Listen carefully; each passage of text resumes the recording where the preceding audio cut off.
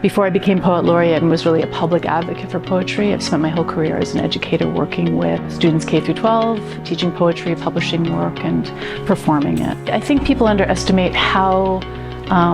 courageous and how difficult it is for students who aren't fluent in English to be integrated into a school system and sometimes be really new to a country. And I think that pressure to perform in the classroom sometimes makes them feel like their native language really isn't appropriate for use in that space. Especially when working creatively and in poetry, I think it's really important to encourage the use of all their languages in order to free them up. And really, what I find is that actually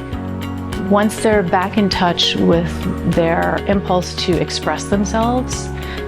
in any language, that the English also starts to flow more freely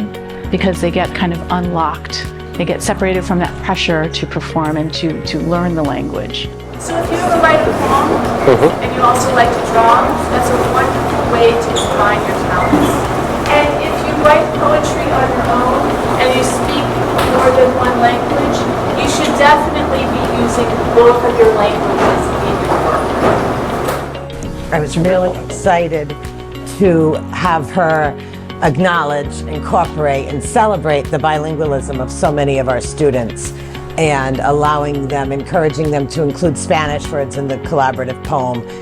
and talking to them about the importance of bilingualism throughout the presentation is so important due to the high number of our students who are bilingual. Well, I think we had very little time, but I wanted them to understand that poetry is really a radical and revolutionary form of writing, and that once you've learned to master the rules of prose writing, you can transport those rules to poetry and then really experiment and break them apart, and that it can be very freeing and lead to